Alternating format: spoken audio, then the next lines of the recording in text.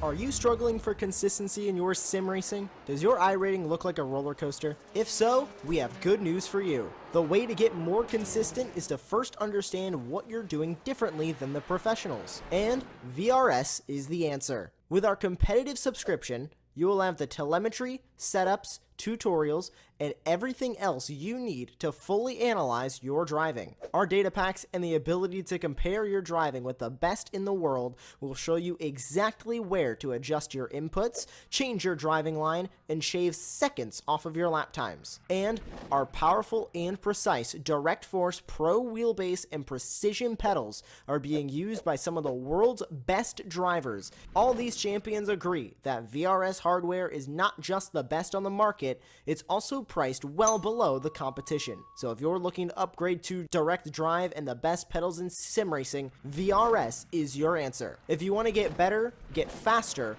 and make it happen sooner rather than later, you owe it to yourself to find out why so many people are switching to VRS. You'll be so glad that you did. Visit www.virtualracingschool.com and learn why the best use VRS.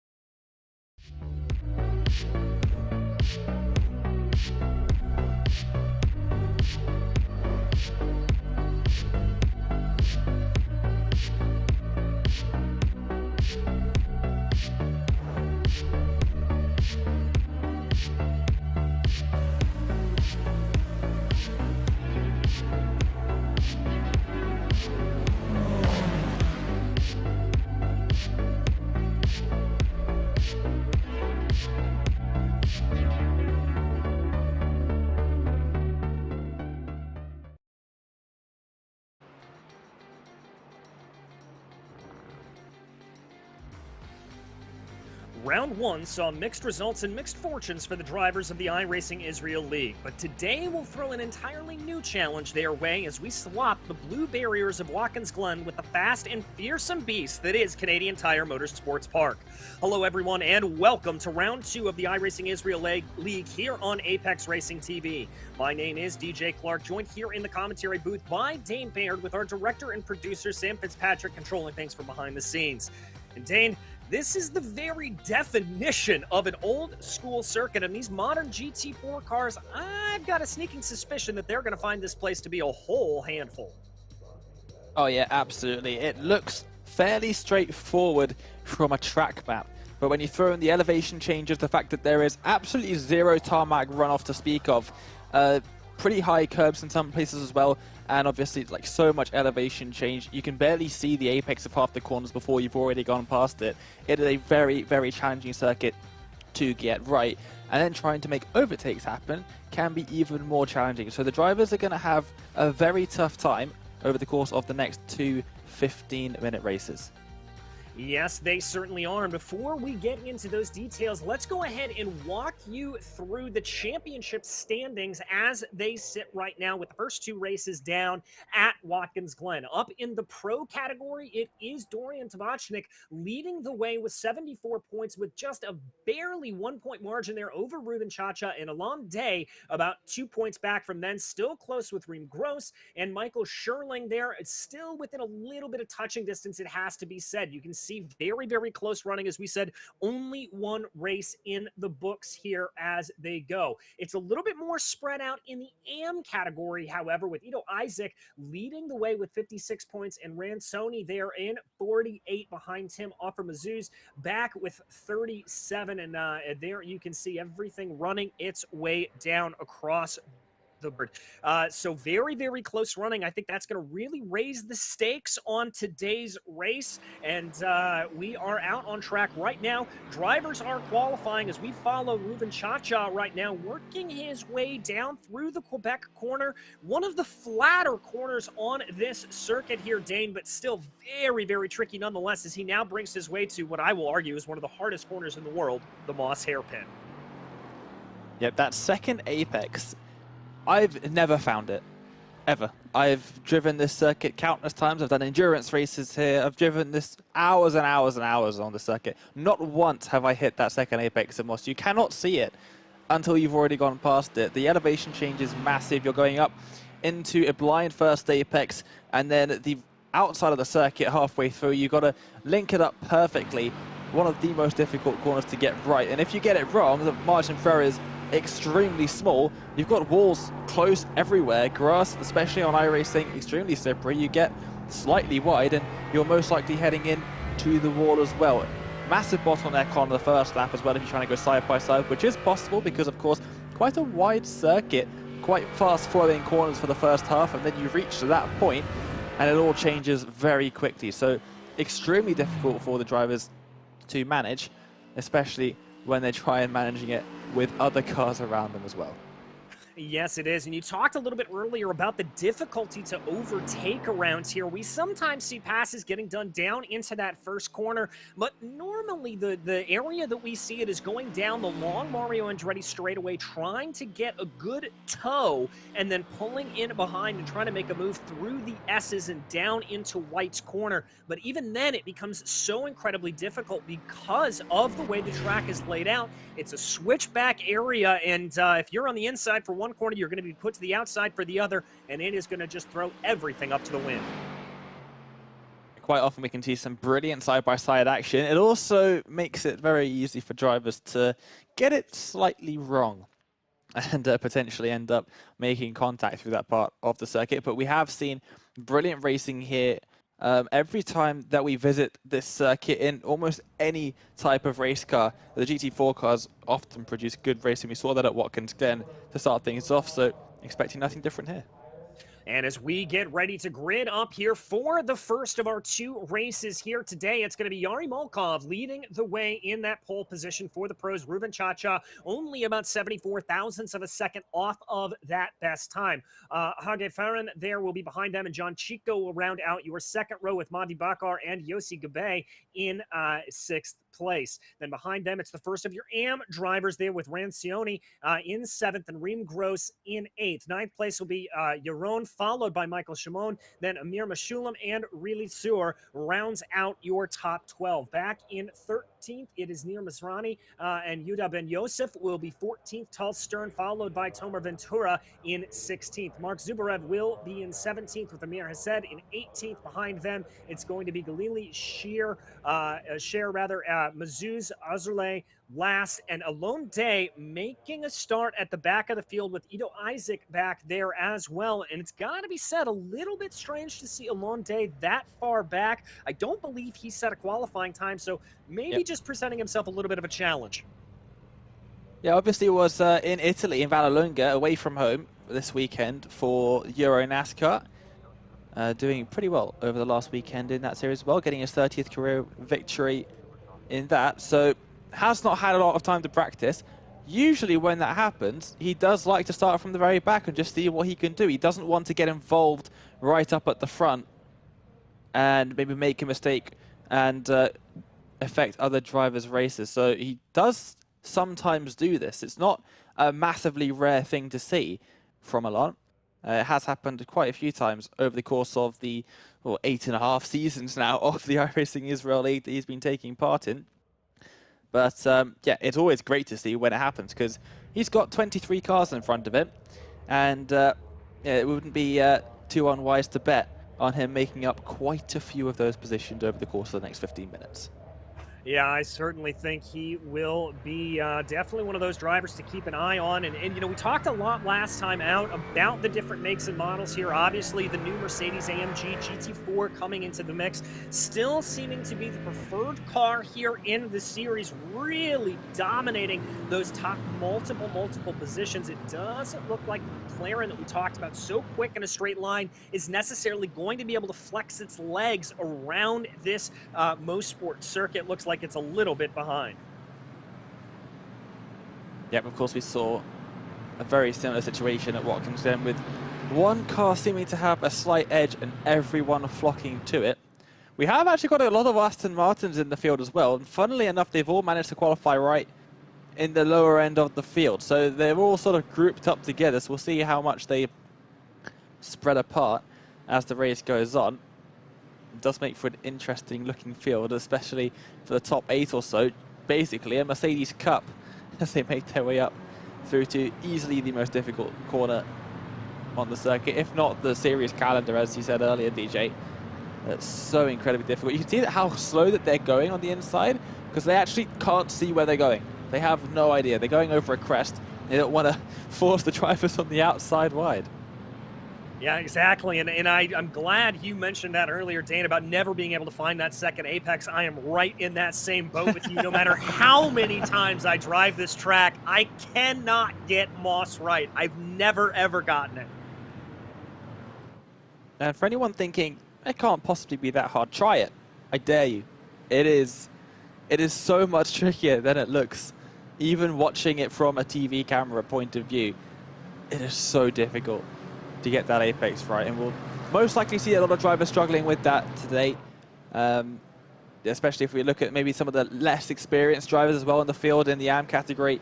Yeah, coming around the final couple of corners now. Can't wait to get this party started. Exactly. The iRacing pace car pulling off down pit lane, giving control of the field over to Yari Malkov as they come out of the final corner. And there goes the flag. We are racing in Motorsport. It is a brilliant getaway there from Malkov. A little bit of a challenge there. Ruben Cha-Cha losing a little bit of position, but he's going to try to fight back here a little bit around the outside. Gets himself off into the grass, almost losing the car there. And Cha-Cha down 2 positions right now as he tries to fight to the inside, desperately holding on there in that number 42.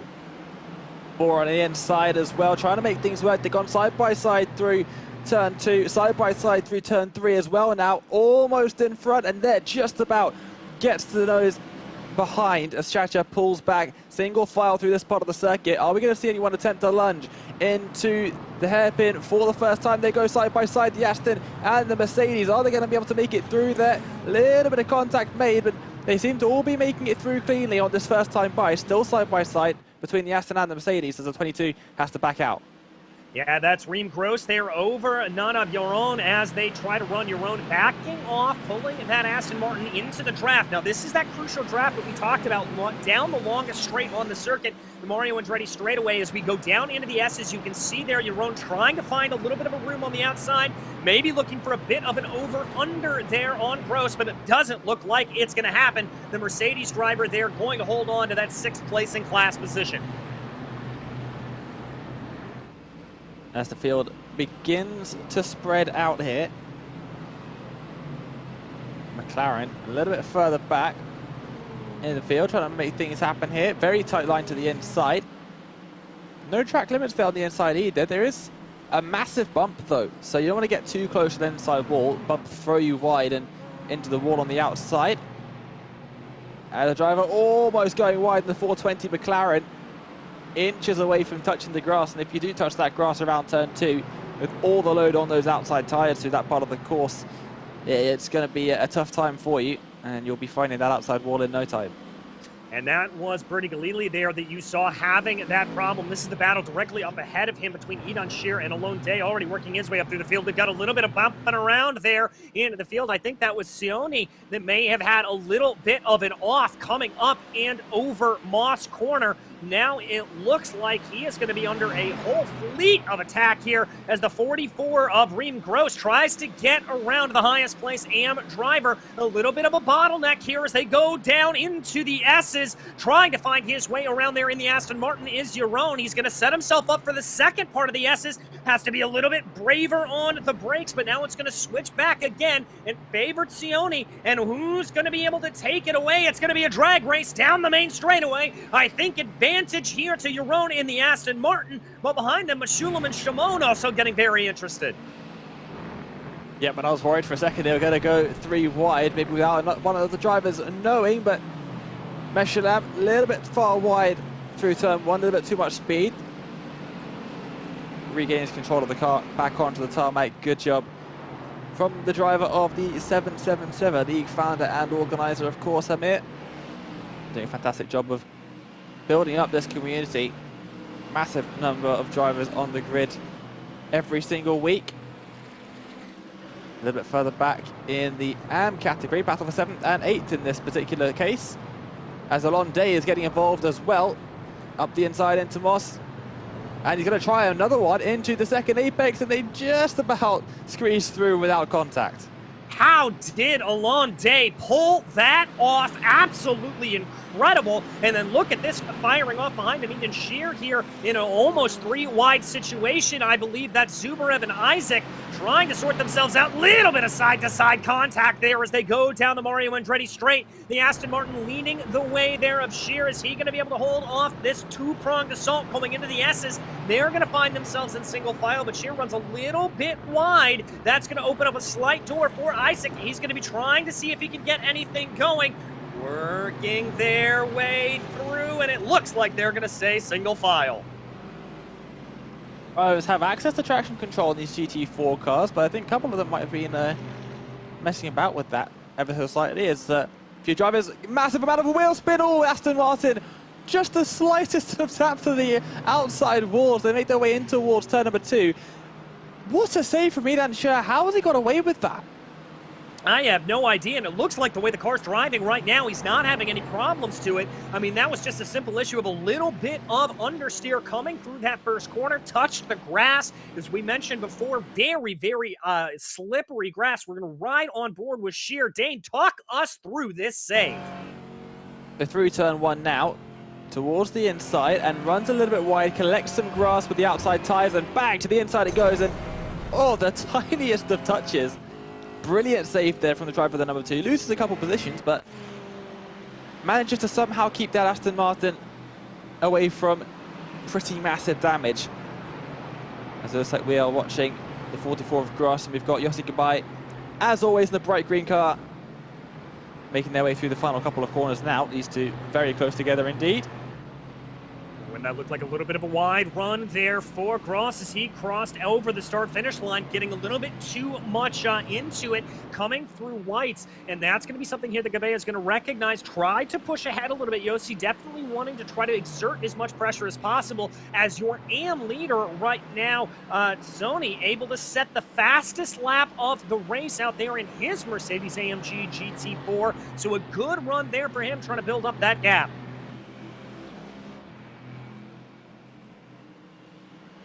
Mercedes 1, 2, 3, 4, 5, 6, 7 overall.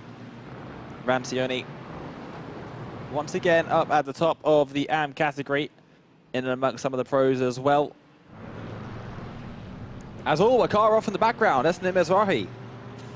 Oh, and that's going to be coming up and over Moss. I've got a sneaking suspicion that that braking zone was just a little bit off there for the 84.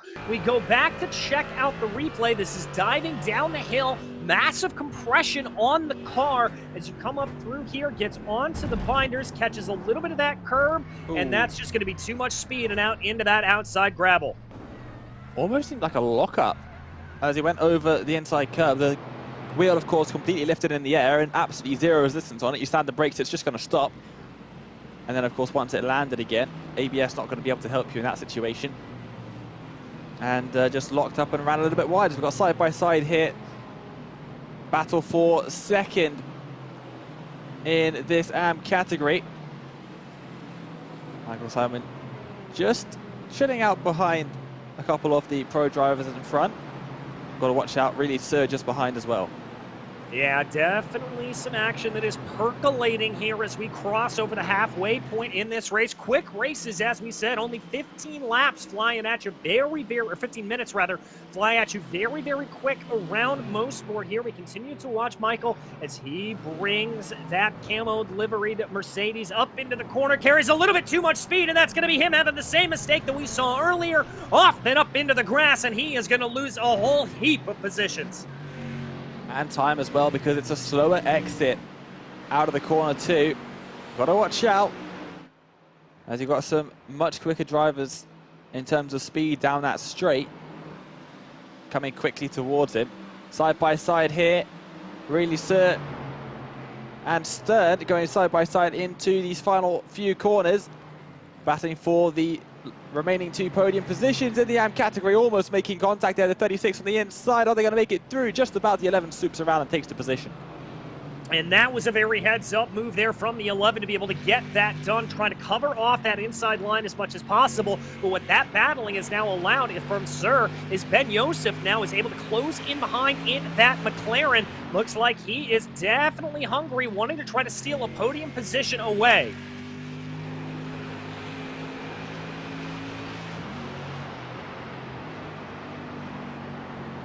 Really see the elevation changes from this onboard camera up the hill into turn 3, and we go down all the way through turn 3 exit, again through turn 4, and then up we go into the braking zone. You can use gravity to help you slow the car down ever so slightly, so the braking zone is a bit shorter than you might think. It's slightly counterintuitive in that respect, but push it an inch too far, and as we've seen a couple times already, off into the grass on the outside you will go. Malkov, he's got Farron just behind him.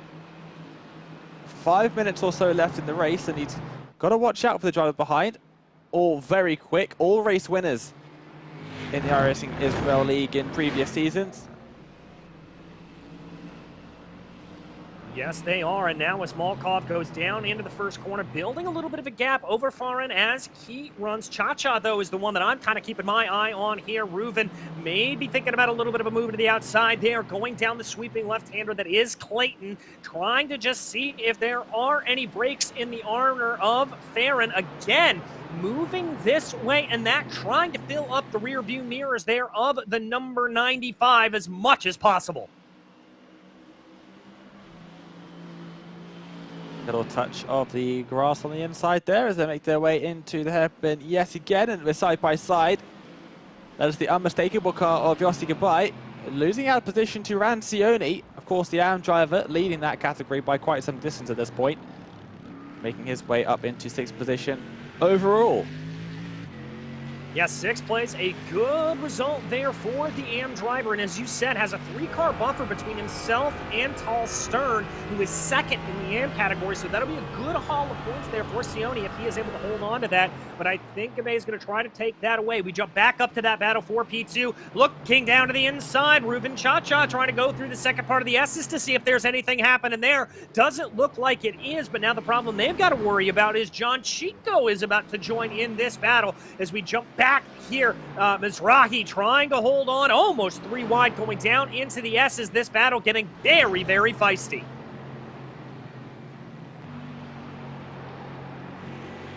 Into the final corner they will go, and Mizrahi will be able to hold on to this for now as a train of Mercedes GT4s, and oh, it's a battle for the race lead then. Or for 2nd position, actually, sorry. As Farron has dropped back ever so slightly and has got Reuven Chichashvili and John Chico right on his rear bumper as they make their way onto the back straight once again. Surely less than a car's length between them. Some moves are going to be made here. I've got to agree with you there, Dane, as it does certainly look like Cha-Cha's going to have a little bit of a run here, just trying to hold himself behind as much as possible, get every inch of that draft. He's going to poke his nose to what will be the outside going into the first part of the S's, but that will come back to favor him. Farron taking the defensive line here. They come down through the first part. It looks like Cha-Cha's able to get that 42 ahead. Is he able to get it down to the apex? Yes, he is. That is position done for the 42. Trying to make a little bit of a fight back there is Farron, but it's not going to be able to be happening. And John Chico not able to make that move as well, so move Reuven Cha-Cha up into P2. John Chico definitely going to be having a look at that and thinking, oh, I'll have a go next time by. Name is Rahi just about holding on at the front of this group. He's got Isaac and Zubarev just behind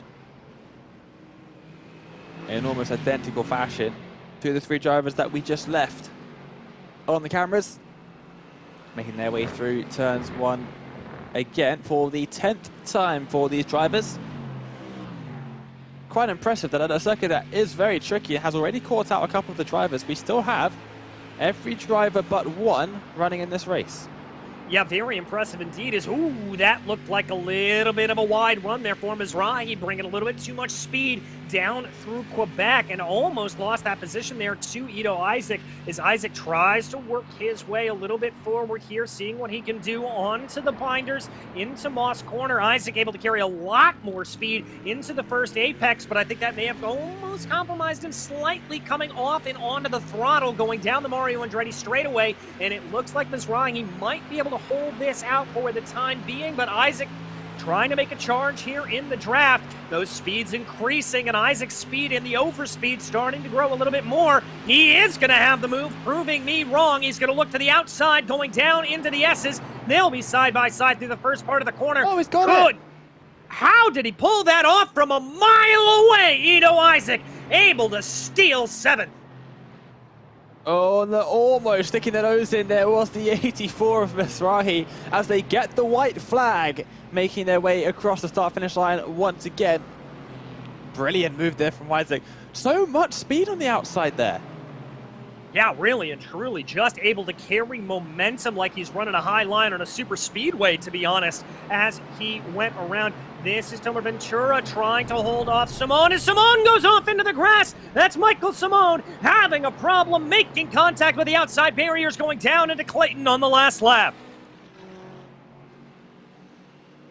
And very unfortunate stuff there. Was running really well in that Mercedes. All eyes now back up to the front. Just 3 corners to go for Malkov. Really impressive for the first couple of races in the season. And, well, back up top again. Back up top again, comes through the final corner here as he will cross over the start-finish line and take victory here in race number 3 of the season. Malkov, Chacha, and Furon, your top 3 as they run. Here comes your leader in the AM category. That's Rancione. He is going to be able to get in that first place in the AMs. Fantastic stuff there from him. Gabe in that very, very distinctive livery will come home 6th in class, and that will be a good run there for him. I think he'll be relatively pleased with that, as well as we wait for the last couple of drivers to come across the line. Galili, who remember had some problems early on in the one of 2 of those McLarens in the field, as he now brings it out of the final corner to take the checkered flag.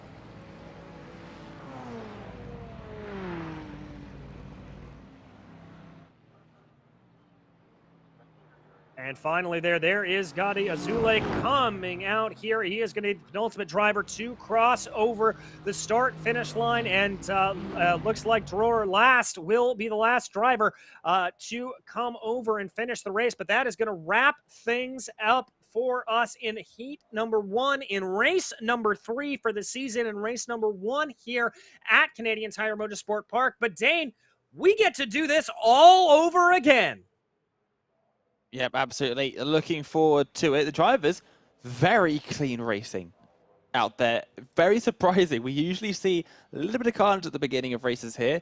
Hopefully we can make it 2 out of 2. I said that last time before the second race in Watkins Glen, and it didn't quite go to plan there. But we have an AM driver on pole position here.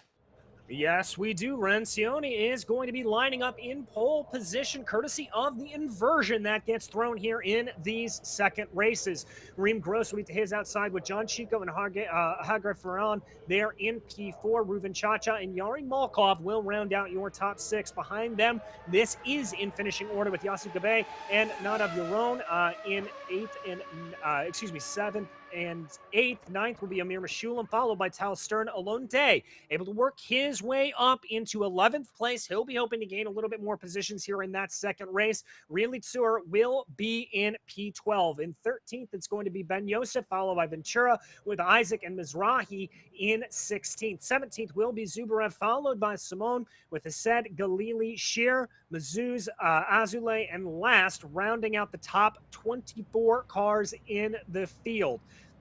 And now with that invert up at the top, and excuse me, Mahdi Bahar, who did have to take that tow. He was one of the few drivers that we saw getting into some serious problems. But on this second lap, this second race, with this invert in place, as we kind of said in Watkins Glen, it puts a little bit more impetus on the drivers to be aggressive. You've got drivers out of position, and they definitely want to fight a little bit more.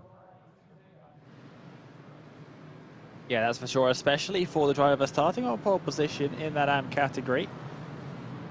Has a lot of drivers between himself and the next AM driver, so really, really good opportunity for them to score a lot of points for that AM category championship as well. Alonde up into 11th position.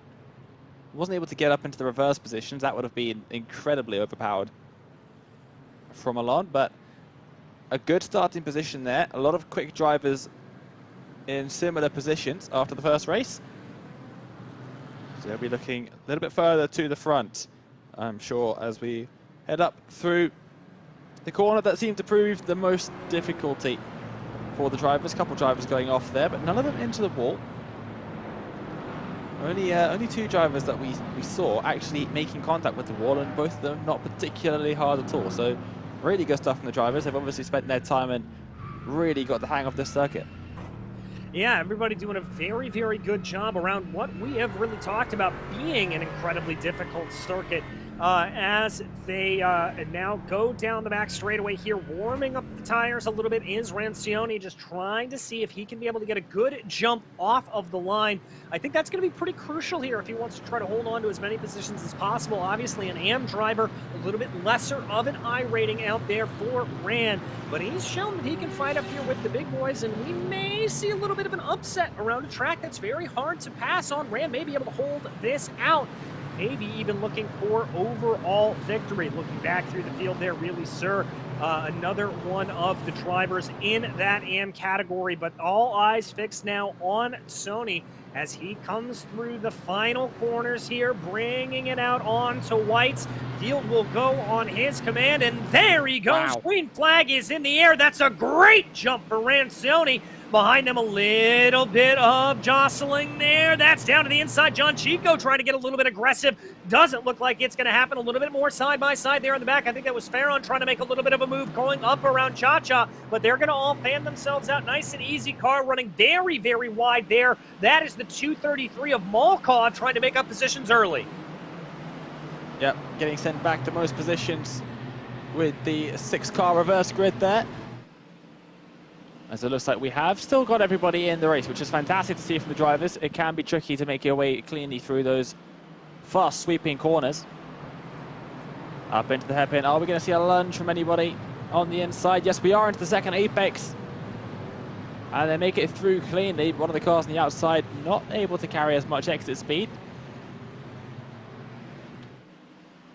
No, they are not. A nice little side-by-side battle starting to erupt down the straightaway, but up front, Sione is definitely holding this out. Now we watch Yuri Malkov maybe thinking about a little bit of a move on Farron here as they go down into the S's. He's a long way back. He's going to have to be very, very late on the binders. Opts instead to back out of it, stick his nose back into line, and wait for a battle on the other day. But here comes a side-by-side battle. This is Gross and Sony, your two leaders right now, as they are absolutely duking it out. Reem Gross going to have the preferred line, and Sione trying not to get freight trained here as they go down into turn one. That's Sione losing 2 positions. John Chico able to get by. Cha-Cha trying to make it 3 in the course of about 4 corners.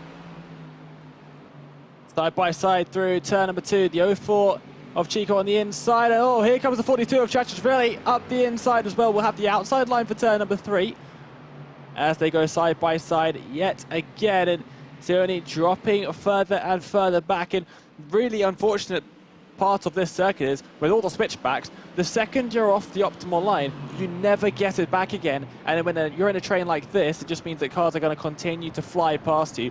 Back into Moss again. Oh, and one of the leaders has gone off. The 44 has gone off. It's Gross that's gone off in the background.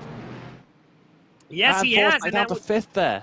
And that was your leader. So the leaders here changing around on us as they go. The top 3 now, Chico, Cha-Cha, and Sione, as they work their way through trying to see what they have. And I think for Gross, that was just an issue there of carrying a little bit too much speed. Here's a little bit of a side-by-side, though, as Malkov trying to get the move on Sione, put that AM driver back down in position, but it does look like Malkov is going to have the preferred line going down in through the second part of the S's. Can Tioni fight back here through whites? He spins! He spins out! There is your pole sitter for race 2, effectively down and out. Yeah, man, it's going to be difficult to get back onto the circuit as well. Really slow out of the corner as well. Has to watch out for the Aston Martin coming up too. Going to have loads more exit speed heading into turn 1. Are they going side by side? They're not. And another battle for the lead. Chachashvili wants it off John Chico. Yes, he does. A little bit of a wider line, later apex there into Quebec, trying to see if he has any speed. He's now going to poke his nose to the outside here, thinking about a move into Moss. He's not going to go for it, just trying to fill the mirrors here of John Chico as much as possible. Both cars breaking down into the double apex hairpin as they get onto the loud pedal, coming off the hill and run down the Mario Andretti straightaway. That is a great exit there for Ruben Chacha. It certainly is, and bump drafting, almost bump drafting, no, to the outside goes Chachashvili. They are going to go side by side into the braking zone. As Chico has the inside line, we'll get a little bit of extra speed there. The speeds start to match into the braking zone now, and around the outside is the 42. Not quite ahead just yet, and all sorts of loose on the curve, gets the 04. And we'll have to drop back into second position. No, a bit of extra speed, sends it down the inside to the final corner, but not enough speed carried through there, or is it? No, has to back out and take second for now. All of this, Malkov right on the end of them. Right on the end of them and putting in the fastest lap of the race with a 22.632, so definitely recognizing it as time to attack here for Yari Malkov as they now dive into Clayton's, waiting to see what Chico and Chacha will be able to do if they're going to have anything firing off. We look down through the field here a little bit more. Amir Mashulam finds himself in a three-way battle with Stern behind him and Gabe up ahead. Another nice little battle here with Ben Yosef and Galili trying to close in behind. That's Mizrahi. Oh, we've got a car off. That's the 36. That's really Sir. And another car unable to avoid him. The Aston Martin, the 422. Ofer Mazus also into the wall on the outside of turn number 3 there, and has to tow back down into the pit lane. So a couple incidents happening here early on in race number 2. We'll see what happens here on the replay. Yeah, riding on board with Gadi Azulay here, coming down through Clayton's. Is there a little bit of a clip onto the grass? Yes, there is. Gets the car able to get back up underneath them there at that point. Now let's see about the spin as he goes down through. Not sure exactly what that was. Mazuz, though, having to take the tow as a result of that incident. As we look back here to that three-way battle for the lead, throw a blanket over Chacha, Chico, and Malkov. They continue to put in some personal best times, closing in on one another with about 9 minutes to go.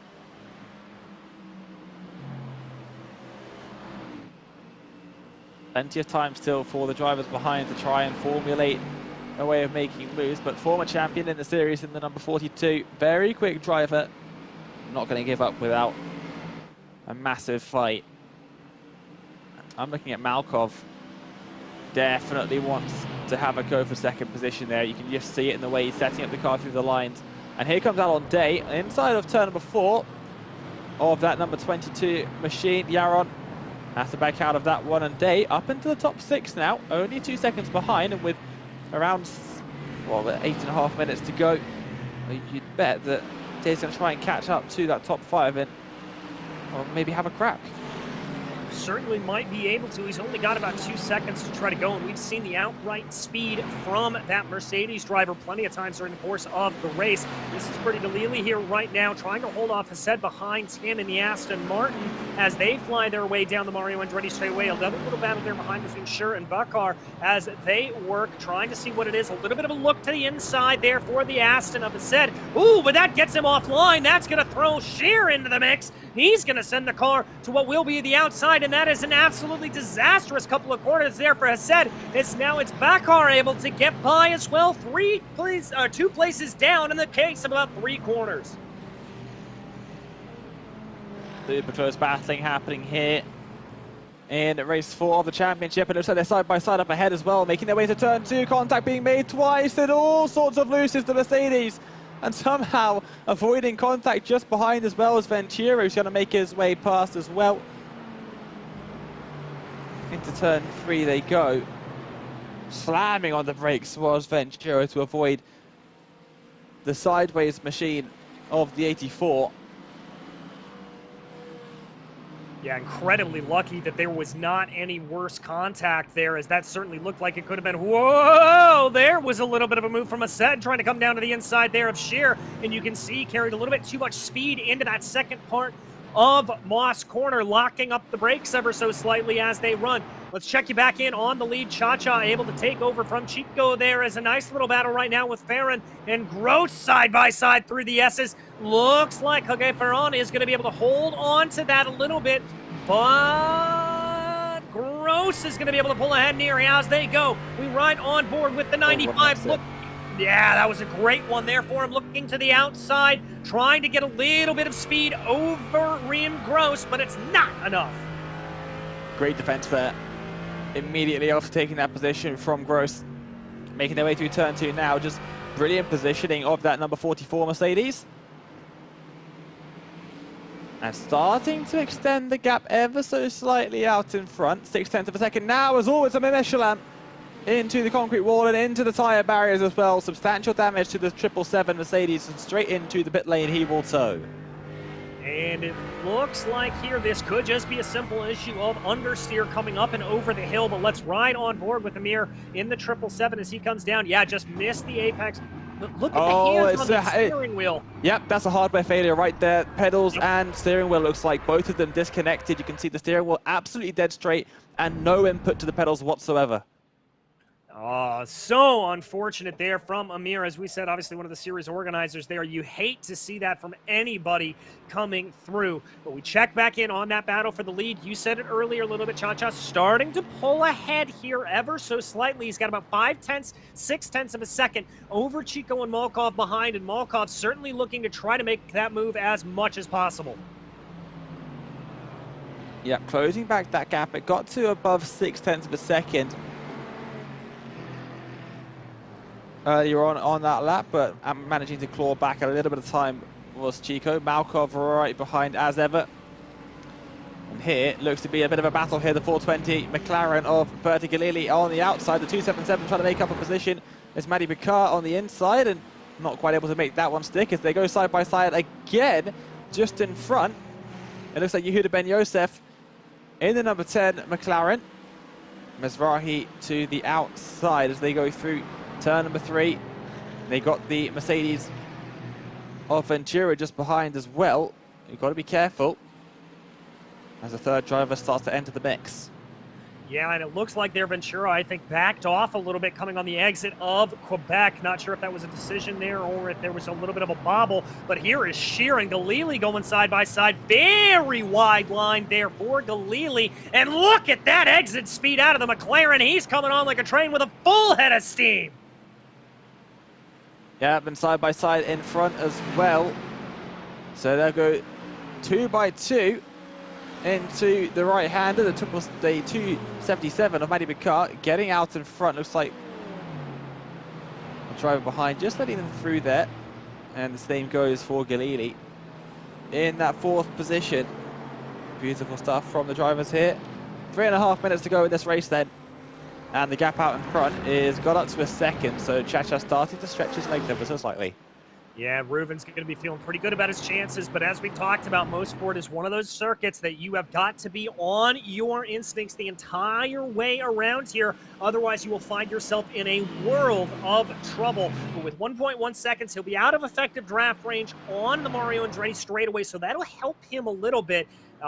Probably get 1 or 2 to go at the line. Not entirely sure. We'll have to see where that shakes out when he gets down through the S's and down through whites.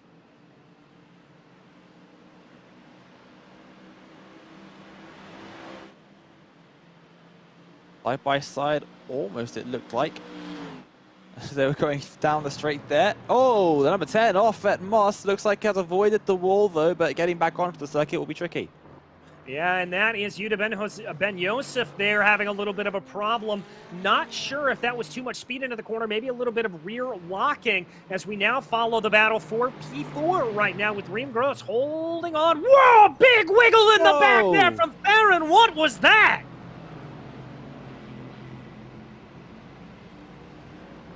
And the car making its way out of the final corner now, intact somehow. I mean, you are slowing down pretty massively there for the White's corner, but that was just utterly surprising. I wonder if he goosed the throttle, spun the tires up a little bit, or something of that nature. That's just not normally something you see, that much of snap oversteer going down into that section of the track. Well, a brilliant save nonetheless from Farron, and manages to stay up in the top few positions there. Near Mizrahi battling away with Maddie Bicard once again for the last couple of top 10 positions. Yes, he is. Mizrahi leading the way right now. Bakar trying to see if he's going to be able to close down a little bit, as the leaders will, they will be taking the white flag this time by, we believe. So only about a lap and a half here if Bakar wants to be able to try to get this move done, get a little bit of action here onto the driver in front of him, steal those 9th place points.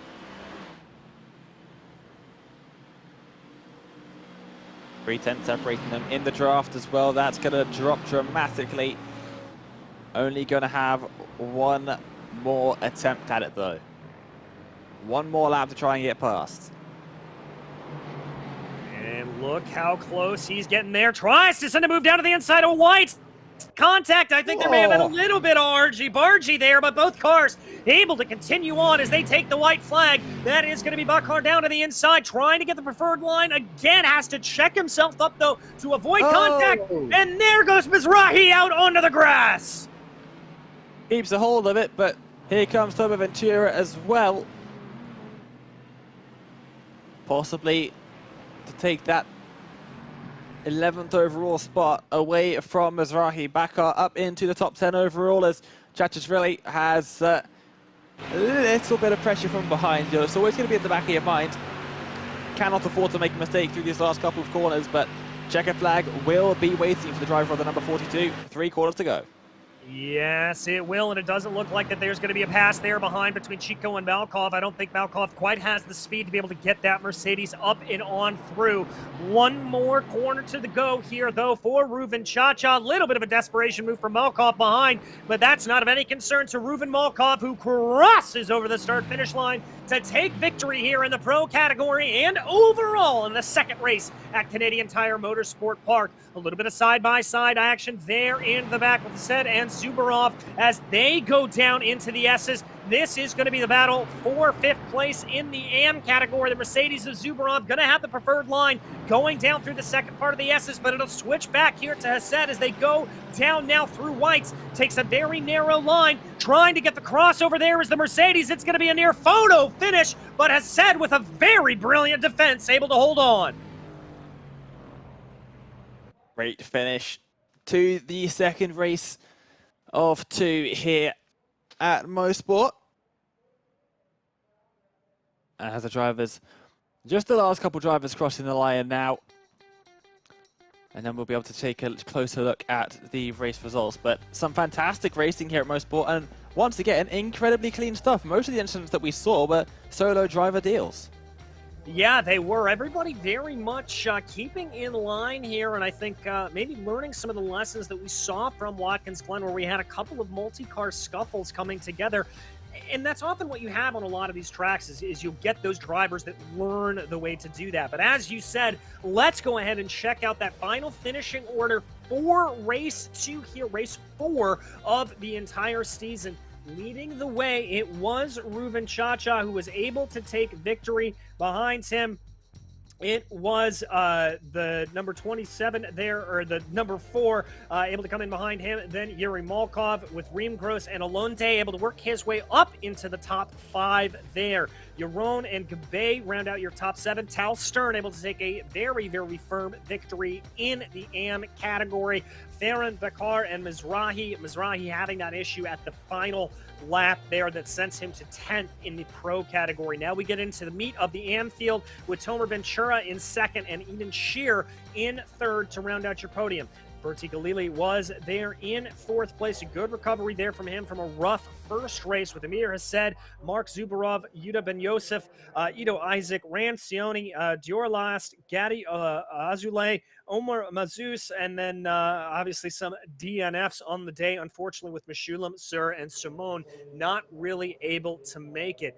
But we do have, luckily enough, joining us here in the booth, we are able to be joined by our second place finisher here. It looks like Mr. John Chico is here and ready to talk to us. John, a good race out there, a solid result in both races. It really and truly looked like you and this track were just in line together. In line, lockstep, whatever you want to call it. This track was really good to me.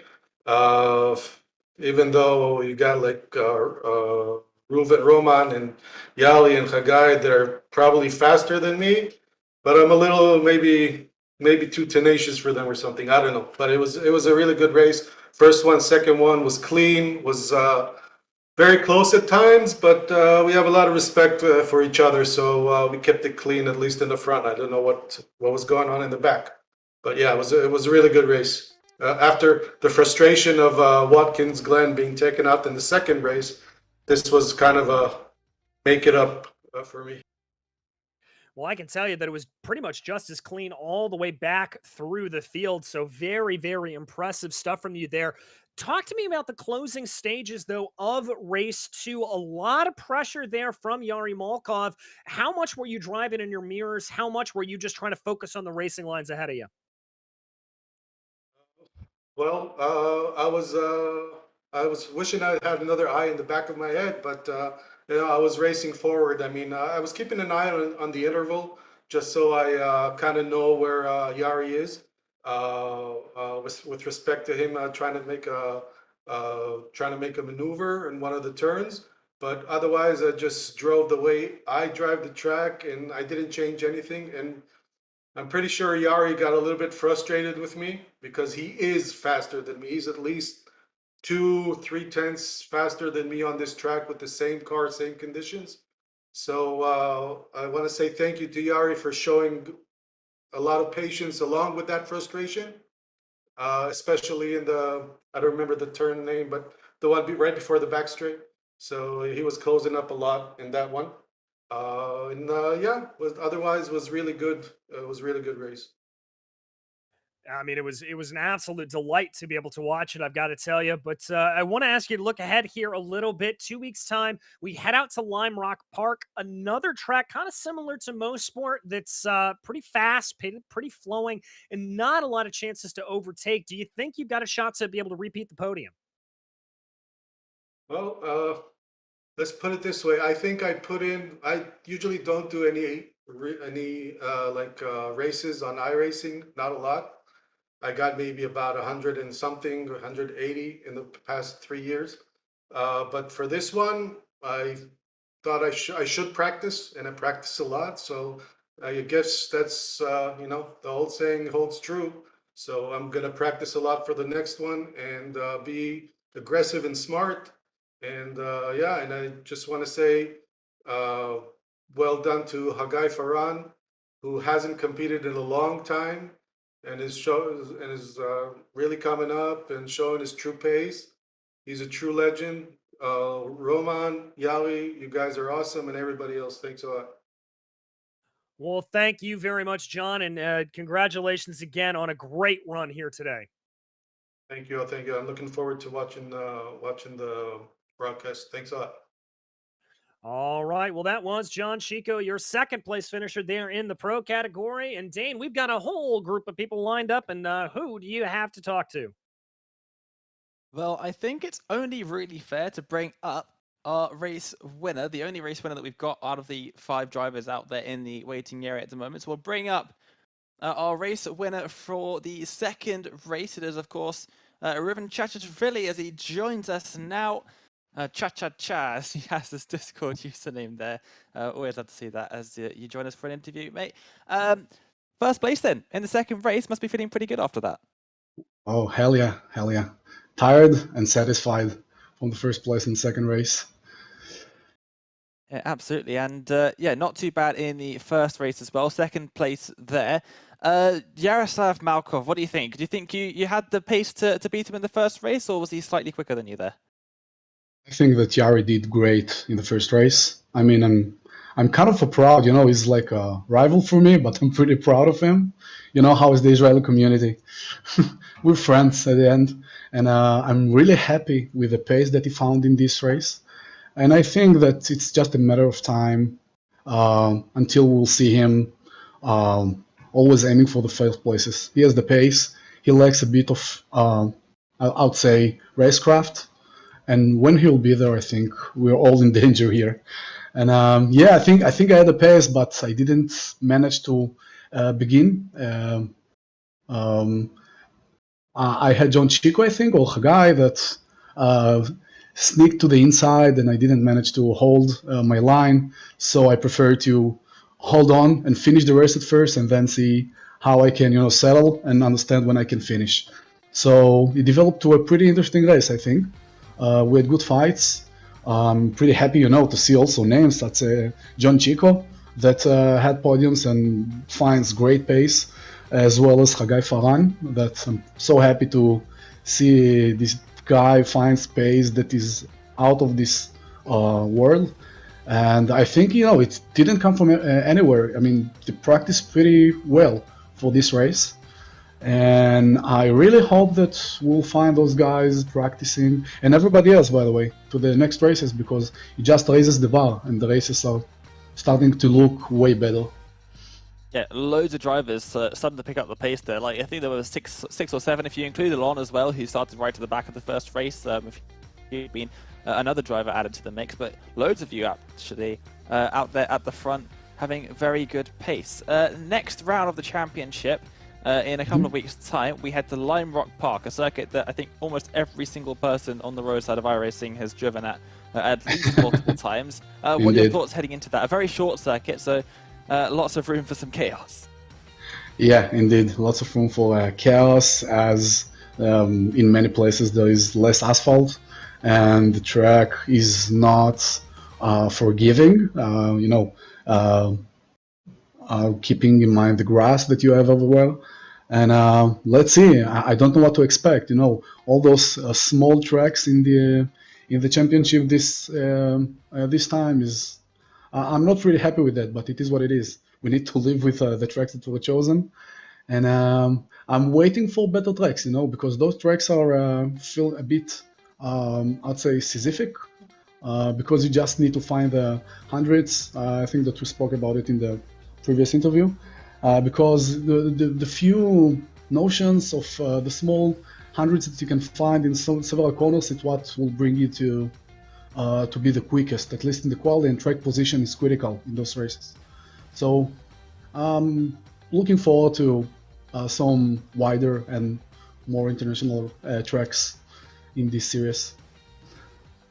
Yeah, we definitely have at least one or two of them coming up after. I think Road America after Lime Rock. Yeah. That's going to be a much longer circuit. And Indeed. then also Virginia International Raceway, another longer circuit, but also quite narrow. It's an entirely American, other than today in Canada, series. So yeah, it should be a good fun race there at Lime Rock Park. Well, Reuven, thank you so much for joining us. Congratulations on the win, and thank you we'll very see much. you in a couple of weeks' time. See you guys. Have a good night, and thank you. Well, it was great to hear from our race winner in race number 2 there, Reuven Chachashvili. And, well, that's a bit of a shame, DJ. All the other drivers left the waiting area whilst we were talking to Reuven. Yeah, I don't know what happened. I showered this morning. It's not like I smell or anything, so I'm not sure what happened there.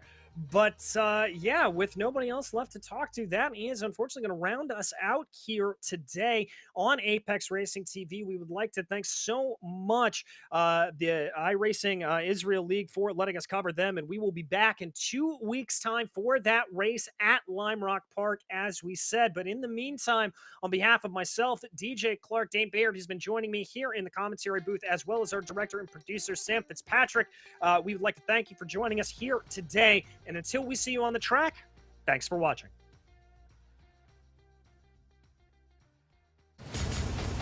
Are you struggling for consistency in your sim racing? Does your iRating look like a roller coaster? If so, we have good news for you. The way to get more consistent is to first understand what you're doing differently than the professionals. And VRS is the answer. With our competitive subscription, you will have the telemetry, setups, tutorials,